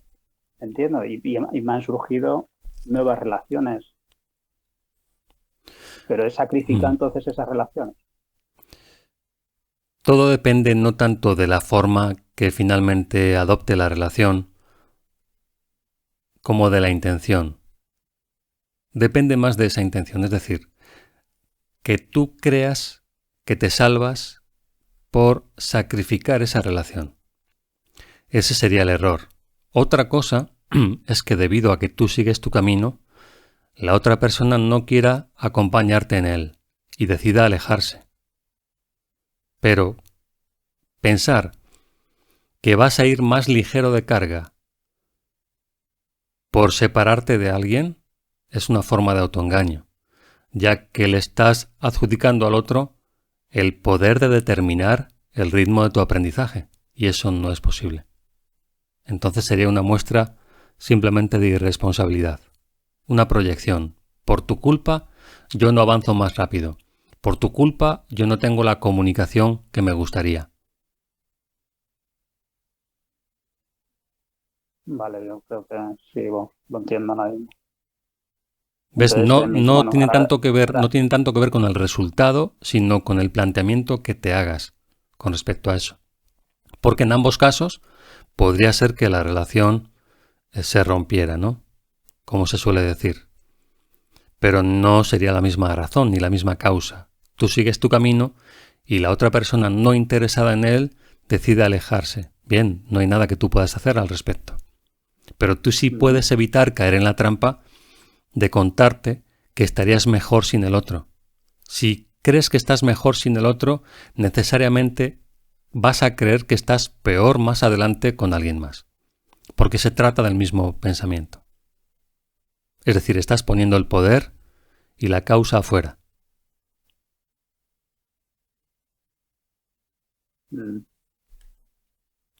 Vale.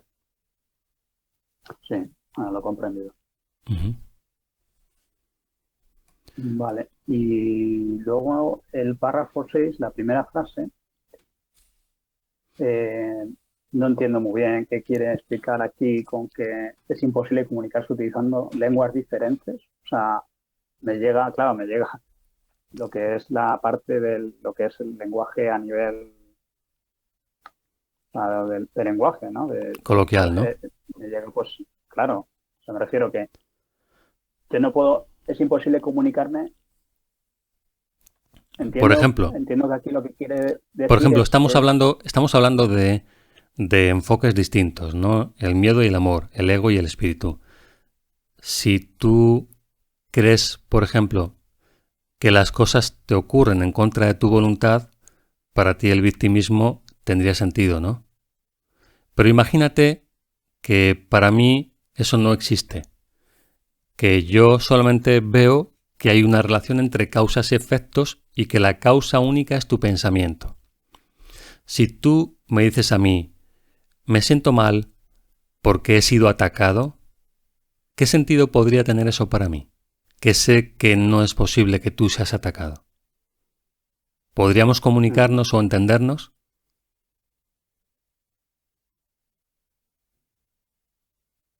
Pues no creo. Claro, ¿cómo podría yo explicarle a alguien que pensara lo mismo que yo? Hay una persona que me ha dicho que alguien le ha atacado. Y estoy todavía tratando de entender qué significa eso. Porque no tendría ningún sentido desde esa perspectiva. El Espíritu Santo sabe que no puede ser atacado. Entonces no puede haber comunicación entre ambos aspectos de la mente que creen cosas tan dispares. No puede haber comunicación entre tú y Dios, puesto que tú crees en cosas que no existen. Entonces, ¿cómo puedes comunicarte en un idioma que sirve para comunicar algo que nunca ha ocurrido? ¿Qué contenido podría tener? ¿Qué significado? Ninguno, no se podría. No se podría comunicar. Por eso es imposible comunicarse utilizando lenguas diferentes. Tú y tu creador Vale. podéis comunicaros por medio de la creación, es decir, del conocimiento, porque esa y solo esa es vuestra voluntad conjunta. Mientras esa no sea tu voluntad, es decir, mientras no reconozcas que esa es tu única voluntad, es imposible que haya comunicación, que se restablezca la comunicación. Y entiendo que esa comunicación entre yo y el creador se va a ir dando también con lo que sea la comunicación en este plano con nuestros hermanos, ¿no? Exactamente. O sea, con el otro. Se trata de lo mismo, porque el vínculo de comunicación es el Espíritu Santo. Y puesto que está en todos, solamente podemos hablar de una comunicación real desde ahí.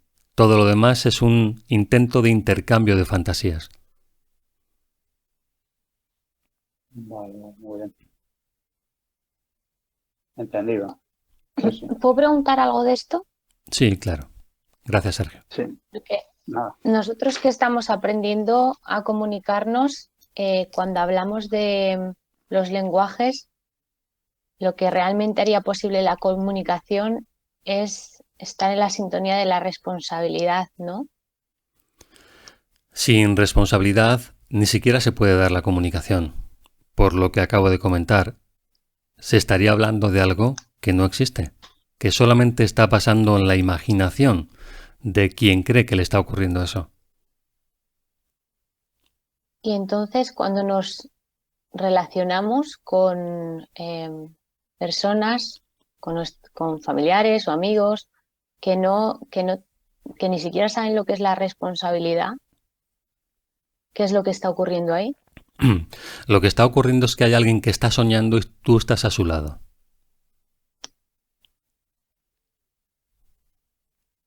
Y la respuesta que le des, la respuesta que le des al sueño del otro es la respuesta que das a tus propios sueños, los que todavía estén pendientes.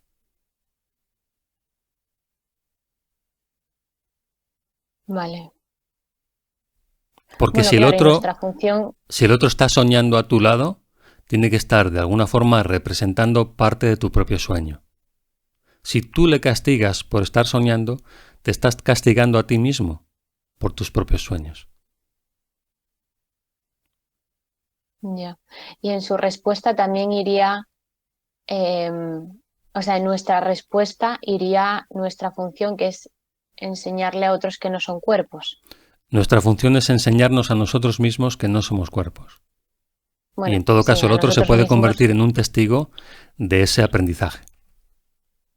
sí, enseñárnoslo a nosotros y utilizar el cuerpo como medio para enseñárselo a otros también. A eso me refería. Para compartir, así es. Vale, gracias. Sí.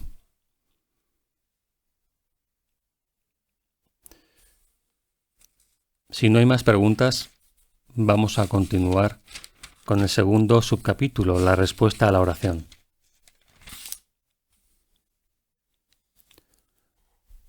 Todo aquel que haya tratado alguna vez de usar la oración para pedir algo ha experimentado lo que aparentemente es un fracaso. Esto es cierto no solo en relación con cosas específicas que pudieran ser perjudiciales, sino también en relación con peticiones que están completamente de acuerdo con lo que este curso postula. Claro, porque alguien podría pensar, le he pedido al Espíritu Santo que me traiga droga, y como no está en sintonía con el curso, pues no me la trae. Pero sin embargo le pido algo, por ejemplo, una buena relación, y tampoco ocurre eso. Esta parte no la entiendo. Sin embargo, tiene una explicación. Esto último en particular puede interpretarse incorrectamente como una prueba de que el curso no es sincero en lo que afirma. Tienes que recordar, no obstante, que el curso afirma y repetidamente que su propósito es ayudarte a escapar del miedo. Supongamos, pues, que lo que le pides al Espíritu Santo es lo que realmente deseas, pero aún tienes miedo de ello. Si ese fuese el caso, obtenerlo ya no sería lo que deseas. Tiene sentido, ¿verdad? Si tengo miedo de recibir lo que estoy pidiendo, el Espíritu Santo no me lo puede dar porque su función es ayudarme a liberarme del miedo. Y si me da eso que le pido y eso me produce más miedo, no está cumpliendo su función. Por eso es por lo que algunas formas específicas de curación no se logran, aun cuando se haya logrado el estado de curación. Es decir, puedes estar en tu mente recta generalmente y aún haber algunos aspectos de tu mente sin resolver. Esos son los aspectos que todavía no estás dispuesto a soltar porque aún no obtienes identidad de ellos. Un individuo puede pedir ser curado físicamente porque tiene miedo del daño corporal. Al mismo tiempo, si fuese curado físicamente, la amenaza que ello representaría para su sistema de pensamiento podría causarle mucho más miedo que la manifestación física de su aflicción. Esto se entiende muy bien con aquellos casos en los que se ha hecho de la enfermedad una forma de vida, como explica el manual para el maestro. Y tiene sentido y además es fácilmente comprensible. Es un ejemplo que ponemos habitualmente para estos casos. Algunos ya lo habréis escuchado. Si tú eres un niño pequeño y tus padres no te hacen mucho caso y enfermas y están todo el día cuidándote, obviamente se produce una asociación o un aparente beneficio entre estar enfermo y el afecto. Recibo afecto cuando estoy enfermo. Por lo tanto, los síntomas de la enfermedad son el precio que estoy dispuesto a pagar por lo que yo considero un bien mayor, que es el amor de mis padres. Si a partir de ahí establezco esa conexión, consolido ese patrón en mi mente y hago de mi vida una forma de chantaje mediante la enfermedad, prescindir de la enfermedad es interpretado por mi mente como prescindir del amor. En ese caso, no querría prescindir de la enfermedad, porque he establecido esa asociación. ¿Se entiende, verdad? Que alguien no querría liberarse de efectos dolorosos de la enfermedad, por todo el bien o el beneficio que le aporta en otros niveles.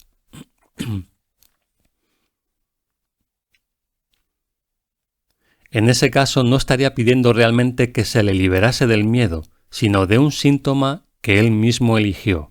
Por lo tanto, no estaría pidiendo realmente ser curado.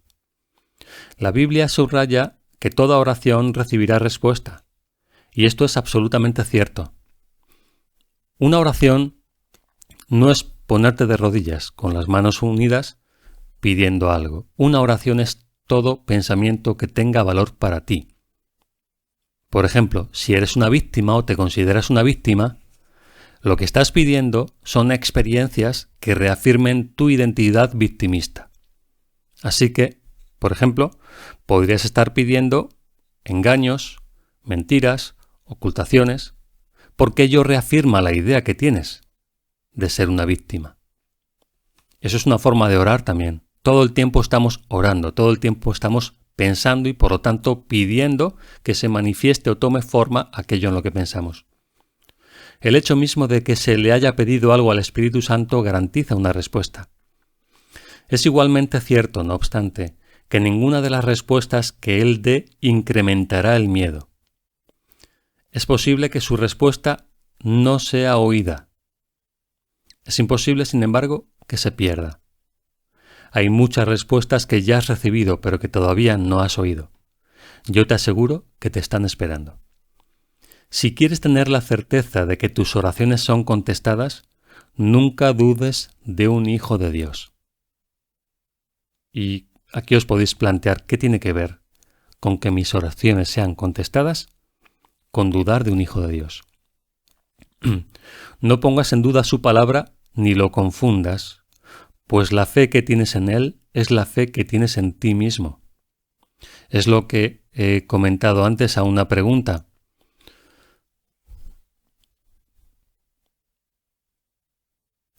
Tu comunicación con el Espíritu es directamente proporcional a tu comunicación con los demás. Y tú no te puedes comunicar correctamente con los demás si les desprecias o les subestimas. Por eso es importante de cara a escuchar al Espíritu Santo, saber escuchar a otros. Saber escuchar no significa hacerte cómplice de sus fantasías.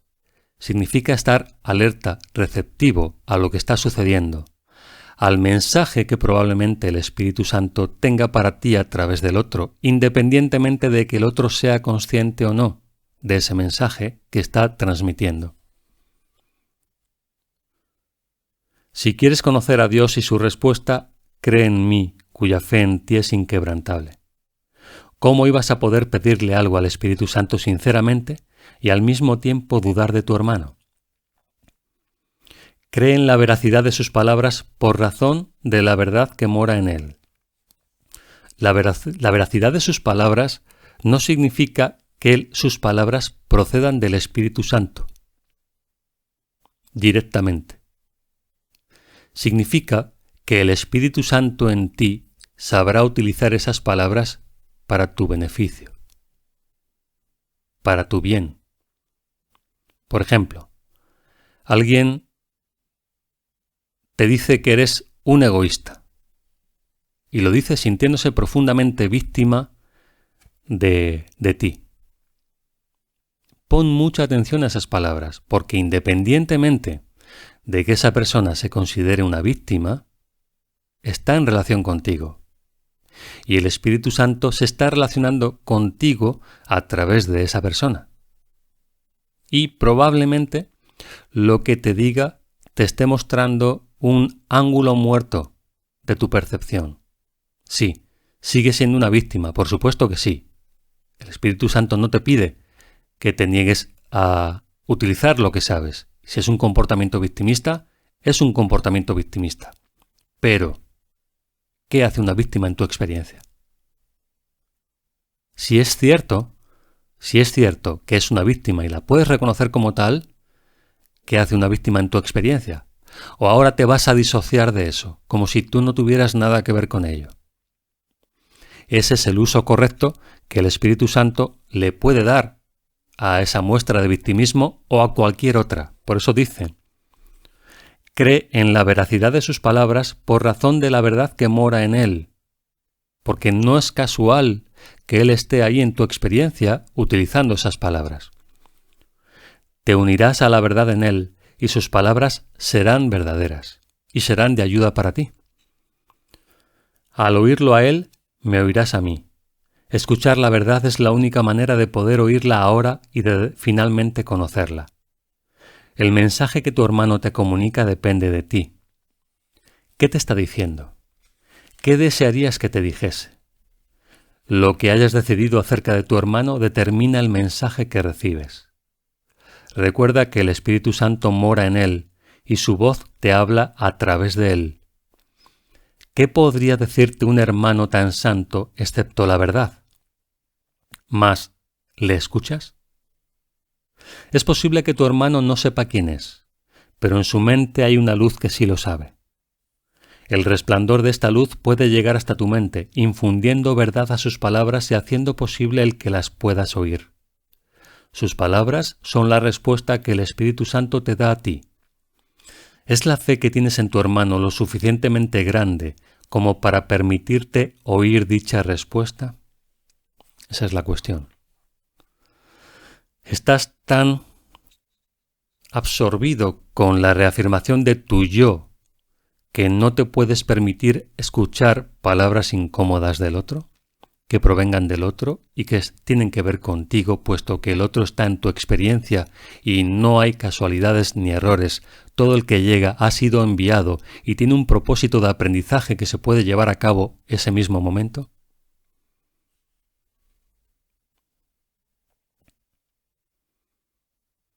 No puedes rezar solo para ti, de la misma manera en que no puedes encontrar dicha solo para ti. La oración es la reafirmación de la inclusión, dirigida por el Espíritu Santo de acuerdo con las leyes de Dios. En tu hermano reside tu salvación, en la correcta interpretación de tu hermano. El Espíritu Santo se extiende desde tu mente a la suya y te contesta. No puedes oír la voz que habla por Dios solo en ti, porque no estás solo. y su respuesta va dirigida únicamente a lo que eres. No podrás saber la confianza que tengo en ti a no ser que la extiendas. No tendrás confianza en la dirección que te ofrece el Espíritu Santo, o no creerás que es para ti, a menos que la oigas en otros. Tiene que ser para tu hermano por el hecho de que es para ti. ¿Habría acaso creado Dios una voz que fuese solo para ti? ¿Cómo podrías oír su respuesta excepto cuando el Espíritu Santo responde a todos los hijos de Dios?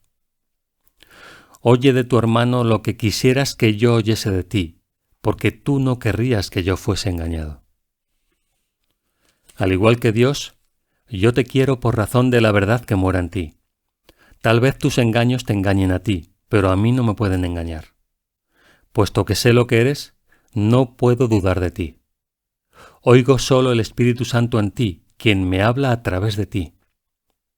Fijémonos bien, porque tal vez tengamos un concepto muy limitado de nosotros mismos, pero fijémonos en lo que está diciendo Jesús.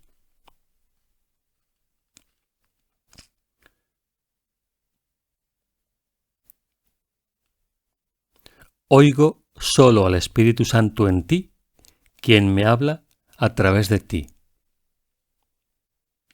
Es decir, el Espíritu Santo en nosotros se comunica independientemente del concepto que tengamos de nosotros mismos.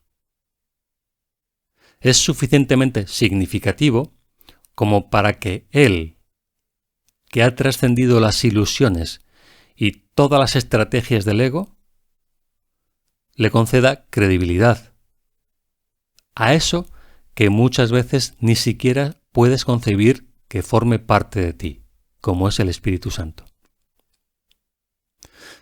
Si Jesús, con su experiencia y el punto en el que está su mente, escucha el Espíritu Santo en ti, ¿cómo tú no podrías hacer lo mismo? Si es el mismo Espíritu en todos, es la misma voz en todos.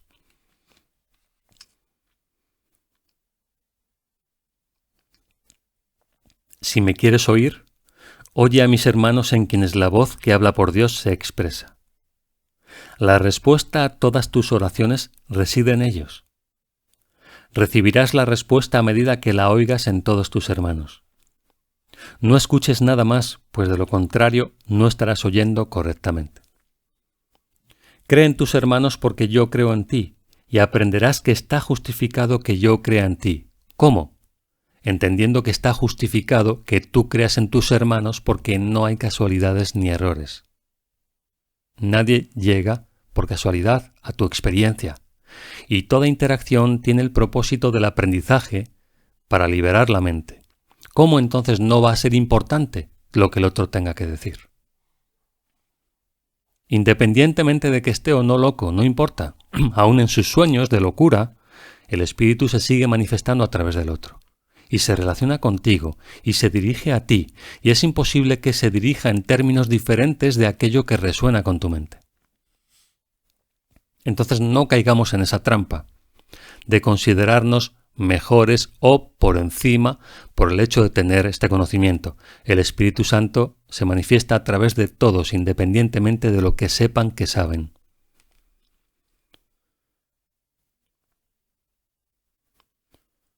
Cree en mí creyendo en ellos, en virtud de lo que Dios les dio. Te contestarán si aprendes a percibirles solamente, a pedirles solamente la verdad. No pidas bendiciones sin bendecirlos, pues sólo de esta manera puedes aprender cuán bendito eres. Al seguir este camino estarás buscando la verdad en ti. Esto no es ir más allá de ti mismo, sino hacia ti mismo. Oye únicamente la respuesta de Dios en sus hijos, y se te habrá contestado. Es bastante contundente, ¿verdad? Si quieres escuchar al Espíritu Santo, estate receptivo a la voz de tus hermanos, porque el Espíritu Santo te habla a través de ellos también. No solamente a través de tu mente, sino a través de la mente de los demás. No creer es estar en contra o atacar. Creer es aceptar y también ponerse de parte de aquello que aceptas. Creer no es ser crédulo, sino aceptar y apreciar, es decir, valorar. No puedes apreciar aquello en lo que no crees, ni puedes sentirte agradecido por algo a lo que no le atribuyes valor. Por juzgar, se tiene que pagar un precio, porque juzgar es fijar un precio. Vamos a ir despacio con esto. Por juzgar, es decir, valorar, se tiene que pagar un precio. ¿Qué precio vas a pagar? Aquel que hayas puesto. Esto es simple, ¿verdad? Juzgar es valorar y valorar es poner un precio. ¿Qué precio vas a pagar? El que tú mismo estás poniendo. Repito, por juzgar se tiene que pagar un precio porque juzgar es fijar un precio. Y el precio que fijes es el que pagarás. Es decir, todo aquello que vivas está previamente condicionado por cómo lo hayas valorado. En la medida en que valores una situación, una relación o una experiencia, estás condicionándote a ti mismo a vivirla exactamente tal como la has valorado, como has valorado la situación. Si dices, por ejemplo, todos los hombres son horribles, ¿ya has fijado el precio? Y adivina quién lo va a pagar. O si dices, soy una persona que siempre tiene escasez económica, ya has determinado hasta dónde vas a vivir la cuestión de la riqueza o la abundancia económica. Estás poniendo un precio todo el tiempo y el que va a pagar ese precio eres tú, nadie más.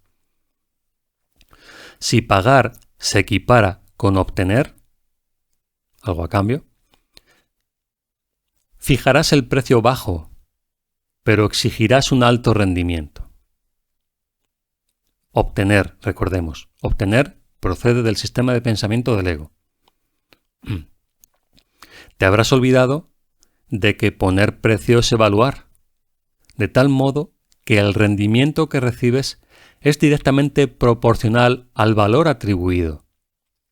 Como quieres obtener, lo valoras bajo, es decir, das poco esperando recibir mucho.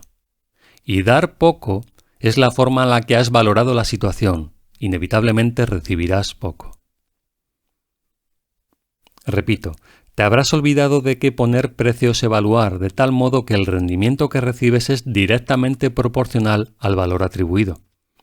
Por otra parte, si pagar se asocia con dar, no se puede percibir como una pérdida, y la relación recíproca entre dar y recibir se reconoce. ¿Vemos? Cuando pago mucho, sé que tiene mucho valor, con lo cual lo que recibo a cambio, lo que espero, se corresponde con el precio. Está haciendo aquí una diferencia entre valorar para obtener o valorar para dar.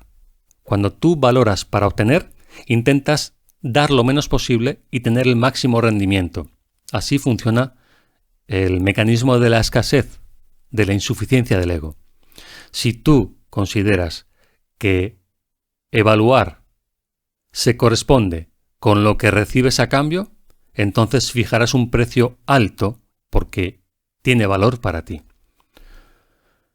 Por eso dice, por otra parte, si pagar se asocia con dar, con evaluar correctamente, no se puede percibir como una pérdida y la relación recíproca entre dar y recibir se reconoce.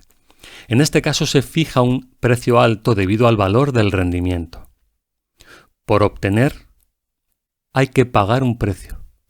Tiene que ver con la insuficiencia y eso sale muy caro. Se pierde de vista lo que tiene valor, haciendo inevitable el que no estimes lo que recibes. Al atribuirle poco valor, no lo apreciarás ni lo desearás. Nunca te olvides, por consiguiente, de que eres tú el que determina el valor de lo que recibes y el que fija el precio de acuerdo con lo que das. Creer que es posible obtener mucho a cambio de poco es creer que puedes regatear con Dios. Las leyes de Dios son siempre justas y perfectamente consistentes. Por eso todo el mundo tiene exactamente lo que valora, aún el dolor. Al dar, recibes. Pero recibir es aceptar, no tratar de obtener algo. Fijémonos bien. Aceptar, no tratar de obtener. Es imposible no tener, pero es posible que no sepas que tienes. Estar dispuesto a dar es reconocer que tienes, y solo estando dispuesto a dar puedes reconocer lo que tienes. Lo que das, por lo tanto, equivale al valor que le has adjudicado a lo que tienes, al ser la medida exacta del valor que le adjudicas. Y esto a su vez es la medida de cuánto lo deseas. Así pues, solo puedes pedirle algo al Espíritu Santo dándole algo. ¿Veis lo que decía antes? El Espíritu Santo va a utilizar lo que tú le des y lo va a ampliar todavía más. Va a construir el puente de tu liberación, pero solo en la medida en que tú estés dispuesto a ofrecerle aquello que has comprendido que te liberaría. Si reconoces al Espíritu Santo en todos, imagínate cuánto le estarás pidiendo y cuánto habrás de recibir. Él no te negará nada porque tú no le habrás negado nada a Él, y de este modo podrás compartirlo todo. Esta es la manera, y la única manera, de disponer de su respuesta, porque su respuesta es lo único que puedes pedir y lo único que puedes desear. Dile pues a todo el mundo: puesto que mi voluntad es conocerme a mí mismo, te veo a ti como el Hijo de Dios y como mi hermano. Bueno, nos hemos quedado sin tiempo. Entonces lo que vamos a hacer es, porque es muy importante que esta sección quede perfectamente clara y la siguiente que veremos el próximo día, lo que vamos a hacer es comenzar con las respuestas a estas preguntas que hayan surgido en el párrafo, en el subcapítulo 2, la respuesta a la oración. Y a continuación estudiaremos, después de responder a las preguntas que puedan haber surgido, estudiaremos el subcapítulo 3, la corrección del error fundamental, que lo estudiéis porque es muy importante todo lo que contiene. Subcapítulo 4, el plan de perdón del Espíritu Santo. Y, si nos da tiempo, también el subcapítulo 5. Os recomiendo que lo estudiéis también. 3, 4 y 5 para el próximo día, junto con las preguntas de hoy, ¿vale? Que hayan quedado pendientes. Muy bien, pues gracias a todos por estar hoy aquí, estudiando y aprendiendo juntos, y nos vemos el próximo jueves, como siempre. Un fuerte abrazo. Chao.